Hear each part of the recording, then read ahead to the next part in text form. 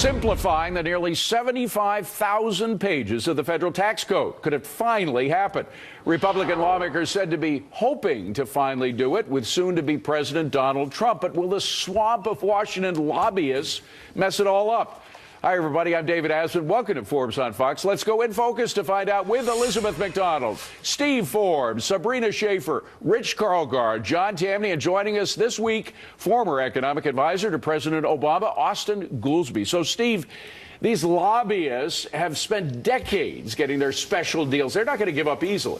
No, they're not. And that's why Trump has to move hard and fast, not with a tiddly bill that just does a little trimming here and there. He's got to go big. Back in 1986, when we last simplified the tax code, they took out a lot of tax shelters, realizing if you touch one, you got to take them all out. So they got to think big and recognize that when you lower the burden, make working more profitable, make investing more, risk-taking more profitable, and remove the barriers, the economy improves. And Trump knows that the economy doesn't improve, nothing else isn't going to much matter. So go for the big tax cut and appeal to the American people the way Ronald Reagan appealed to the American people. That's the only way you can get it done, go over their heads. Well, Austin, as if we needed a reminder, just talking about the costs to the economy of the complications of our tax system.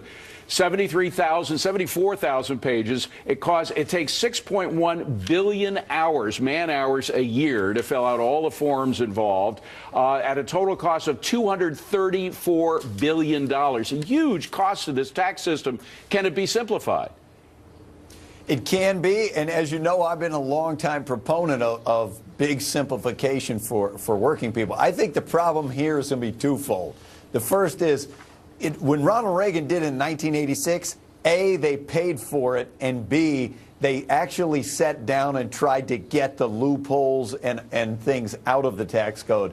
So far, Donald Trump is proposing more loopholes, and second, they're not going to be able to pay for it. They're going to just end up making it a giant tax cut that's going to blow up the deficit even more. So I think I'm not optimistic on where this is headed. I gathered that. But, Rich, you know, for all the talk about simplification, and frankly, it seems to go in one ear and out the other in Washington, look at how it's gone up. We go from 400 pages in 1913 all the way up, even through the Reagan years, by the way, the tax code actually increased to almost 75,000 pages. Yeah, Steve is right. Trump has to go big. He has to go fast and early. And I think he has to speak to the American people directly, particularly these two groups, small business owners and people, the middle and upper middle class, because they pay more than their fair share. Poor people don't pay much at all. Large corporations like Apple are able to get their corporate rates down below 10%. Hedge fund managers pay carried interest rates of corporate interest taxes. So he's got to appeal to the people who are right now shouldering the big burden more than anybody else. Yeah, and Johnny, as I mentioned before, you're down in Washington right now. We got the Capitol right over your shoulder there. All those lobbyists have been spending decades in that Capitol building trying to cut their special deals, and they're going to do everything they possibly can to stop this from happening. Yeah, tax simplification would be great, but it's quite simply not going to happen. Politicians derive their power from the tax code's utter complexity. So to simplify, to give us a flat or a consumption tax would amount to politicians giving up not only all their power in office, but all their earnings power once they leave office. I'd love to see it happen. It won't. Well, the good thing, Emac, is that this is one thing that Paul Ryan and Donald Trump seem to agree on. And Paul Ryan has been putting together the plans for major simplification, lowering of rates for a long time. Here's how he'd do it. The top tax rates would go down, really be slashed. The corporate tax rates from 35% down to 15% if Trump gets his way. Individual tax rates would be cut. Yeah. And, of course, the state tax would go down to zero. Yeah, and the plan's in there, too. There's a better way blueprint that's already in there in the Congress. I'm with Steve and Rich. Do it big, do it bold, do it fast. That's what John F. Kennedy did.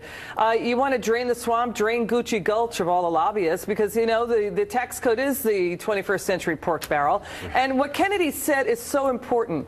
Watch what John F. Kennedy said. He said it is demoralizing to the American people. You have to speak right to them. He's saying keep your money in your pocket so you can grow grow your businesses, grow jobs, and grow the economy. Watch what happened. By the mid-60s, the unemployment rate was about cut in half, and the economy was booming, and revenues came pouring in. By the way, Sabrina, Margaret Thatcher said something similar. She said the main reason she was for tax simplification was the tax code was just making the rule of law fall apart in England before she got a tax simplification thing through, because people, you'd go by one tax rule and that would contradict another tax rule.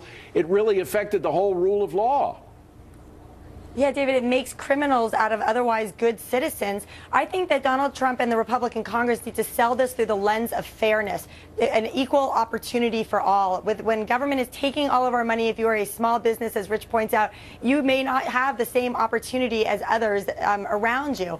But I think, to John's point, this is going to be a very steep uphill climb. I just received an email this past week from a lobbying association of criticizing Paul Ryan for saying draining the swamp. From their perspective, they said these earmarks allow us to have federalism at its best, to sort of, pump up local governments. And I'm thinking that is a very interesting frame. It is so indeed. We have to counter that one. So, Steve, they've already started. And, of course, there's an irony here, Steve, that we can't overlook, which is that the president-elect, the guy who says he's going to drain the swamp, has taken advantage of every single tax loophole that he possibly could, has bragged about it, in fact, saying it proves he's smart.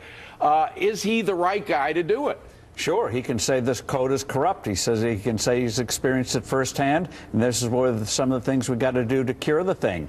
And he's got to sharpen that message with the American people. He's going to have to do more than one address with the American people and make the point that when you put a burden on risk-taking, productive work and success, you're going to get less of them. And every time we reduce that burden, the economy's prospered. If Washington has a problem with it, Washington should remember it's working for us, not the other way around. Austin, I'm sure you love that irony, the fact that you have the major guy taking advantage of these deals saying he's going to simplify the thing. Look, arsonists don't make great fire chiefs, and Donald Trump is not going to be Ronald Reagan. This isn't 1986. What he's doing is George W. Bush 2001. And it failed then, it's going to fail now. On the other hand, Rich, remember who became the first head of the SEC, the Securities and Exchange Commission? It was Joseph P. Kennedy, who was known as taking advantage of all kinds of things in the stock market. He came down and really regulated that market.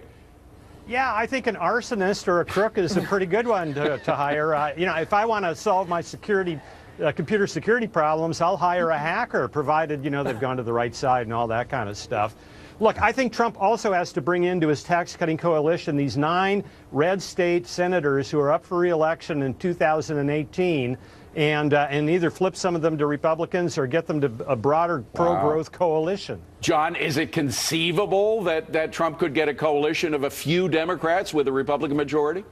Well, I think the market reaction to his election says it's conceivable. I don't think anyone expected he would have control of the House and Senate. So it's possible to get a very good tax cut here. Whether it's simplification, I think we're dreaming there. I'm hearing about lobbyists, but lobbyists are an effect of a tax code and a government that's grown too large. That's what I don't see happening, but I do see a good tax cut. But, Emac, just the fact that we're going to have 3 individual tax rates as opposed to the many that we have now, that's simplification. Yeah, it is simplification. Listen, this is exactly what the U.S. economy needs. I hear what John is saying, that the tax code has been basically simplified beyond all understanding. But there is a way forward. Listen, the last 8 years have been so demoralizing. Why not bring some optimism into the U.S. economy and help everybody's wallets in the process? Optimism is a good thing. It's a deal. Donald, the deal maker, hates President-elect Donald Trump, planning to dismantle the Iran nuclear deal once he's in office, but is our current president doing something to make that impossible?